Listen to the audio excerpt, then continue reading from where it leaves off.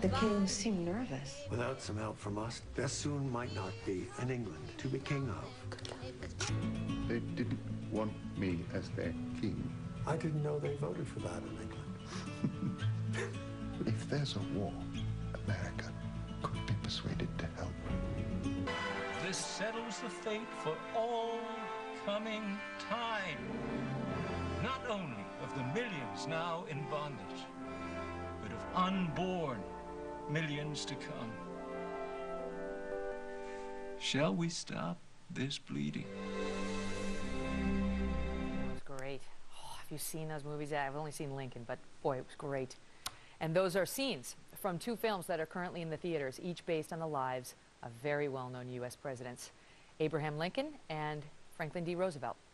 Movies that could offer some leadership lessons to our current crop of leaders, according to many of the political pundits. Joining me now is Doug Wead. He's a presidential historian and has advised at least 2 presidents. Doug, thanks for being here.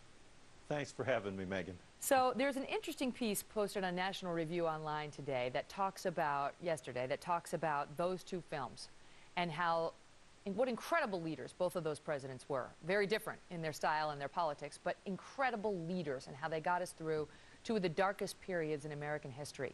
And the author posits that we have no such leader in the White House now, and we haven't in recent history, and we're unlikely to in any decade coming. Do you agree with that? You know, he makes a very good point, and that is an argument. It's a seductive argument. We had a period of pygmy presidents during the slavery issue. Pierce, Fillmore, Buchanan, they kept kicking the can down the road. They wouldn't deal with slavery. And today we've had a series of presidents, one after the other, who ignores, we talked about the fiscal cliff, they ignore the bankruptcy of Social Security and Medicare, and they just hope they aren't caught when the whole thing collapses, and they will not resolve it. Winston Churchill said, to be great, you have to assume responsibility. And we have presidents today, they're not like Lincoln or FDR, assuming responsibility, thinking strategically. They're blaming the Congress or the Senate or the House or the previous president. So there's a very good argument that says Americans are yearning for greatness, and Hollywood is expressing that yearning with these films. Is it possible to have a leader like Abraham Lincoln again in the White House? Yes, on abolishing slavery, unless at the same time we can tell them. Just listening to some of the clips from the weekend, but from the movie. But Doug, what do you think? Is it possible that we could get a man like Abraham Lincoln, or a woman, in the White House leading us again? Yes, I think it is possible. It's going to be hard. I've worked in the White House, as you know, and there is no such thing really as long-range planning. It's short-range planning. It's like the planning you do at Fox News. They decide the night before what they're going to go with in the morning. It reacts to demographics, to numbers, to polls. You had with Abraham Lincoln, the slavery issue was upon them, the Union issue was upon them, a war was upon them. He had to make strategic decisions about the future of the country and the Constitution. And FDR was allowed to because of the Great Depression. He had a power that some presidents don't have.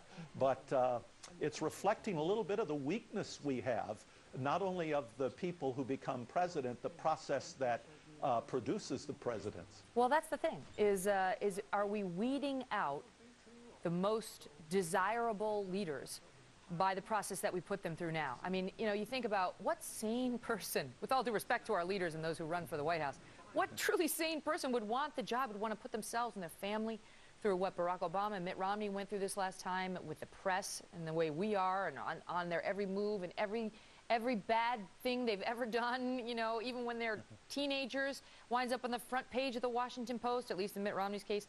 You know, has the process gotten so ugly that we're losing our best and brightest? That may be part of it, but part of it too is like everything else. The process has become so formalized. I once sat down with a president running for office and said, hey, go with the cure for cancer, like Kennedy went with landing man on a moon. Make it, that's an issue that affects Republicans and Democrats. It's a great issue. To be great We have to do great things, and there will be a cure for cancer in your lifetime. You could be the president that knocked the heads and brought the agencies together. He said, no, it won't work. Won't work with the electorate, because there are these little formulas that do work, and they're little issues because people think in little terms. And so there is a yearning right now for greatness. You see it. Yeah, to help us not think like that. I want to ask you one other question, Doug.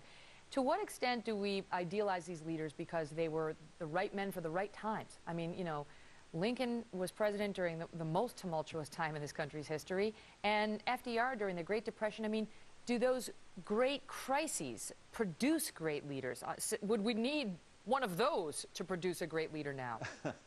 Well, that may be part of it. And also, the greatness of these former leaders reveals a lot about us. We want them to be heroes. So we make them heroes. We force it. The opening of the Spielberg movie has these soldiers, an African American and a white soldier. It's a real anomaly, sitting with Lincoln, quoting back to him the Gettysburg Address. I promise you that never happened. But it was a good scene. Even Lincoln couldn't quote the Gettysburg Address. It was a good scene.